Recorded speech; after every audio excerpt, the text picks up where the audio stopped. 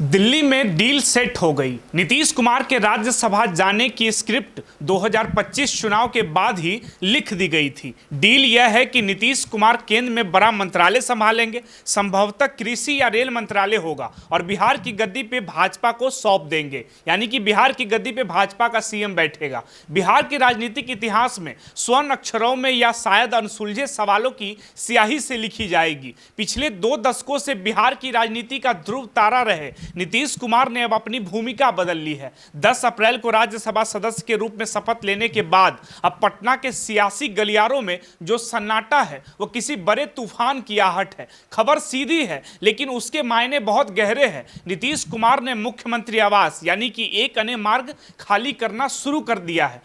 उनका नया पता सर्कुलर रोड होगा, लेकिन बड़ा सवाल यह है कि 1 अने मार्ग का नया किरदार कौन होगा। क्या बिहार के इतिहास में पहली बार भारतीय जनता पार्टी यानी भाजपा का मुख्यमंत्री मिलने जा रहा है, या फिर जदयू अपने युवराज निशांत कुमार के जरिए सत्ता की चाबी अपने पास ही रखेगी। भाजपा प्रदेश कार्यालय में आज सुबह से ही मिठाइयां बंट रही है, दबी जुबान में ही सही, लेकिन भाजपा नेता यह मान रहे हैं कि 1990 के बाद पहली बार बिहार का मुख्यमंत्री कमल निशान वाला होगा। नामों की चर्चा तेज है, सम्राट चौधरी, संजीव चौरसिया और यहां तक कि कुछ चौंकाने वाले नाम भी। लेकिन ठहरिए, कहानी में एक ट्विस्ट है। जदयू के खेमे से एक नया नाम उभरकर सामने आ रहा है, निशांत कुमार। नीतीश कुमार के बेटे जो अब तक राजनीति से दूर थे, उनके समर्थन में पटना की सड़कों पे पोस्टर लग रहे हैं। क्या नीतीश कुमार दिल्ली जाने से पहले बिहार की गद्दी अपने बेटे को सौंपना चाहते हैं, या यह भाजपा दबाव बनाने की नई रणनीति है? भाजपा के लिए यह अभी नहीं तो कभी नहीं वाला मौका है। 2025 के चुनाव में भाजपा सबसे बड़ी पार्टी बनकर उभरी थी, लेकिन गठबंधन धर्म के चलते नीतीश कुमार को सीएम बनाया गया। अब जब वो केंद्र में जा रहे हैं तो भाजपा का दबाव सबसे मजबूत साबित होगा।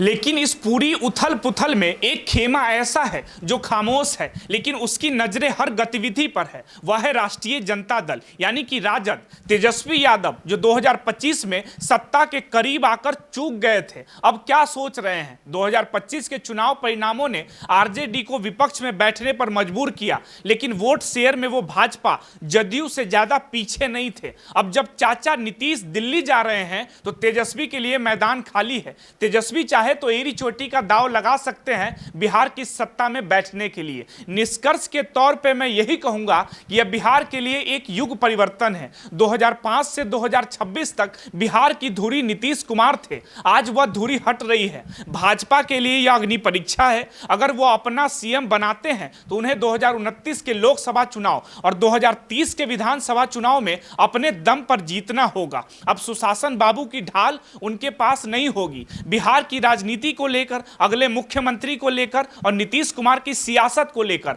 आप अपनी राय हमें कमेंट बॉक्स में बताइए कि बिहार का अगला सीएम कौन होगा और बिहार की सत्ता में कौन काबिज होगा, तो बिहार बेहतर तरीके से विकास की राह पे चल पड़ेगा। धन्यवाद।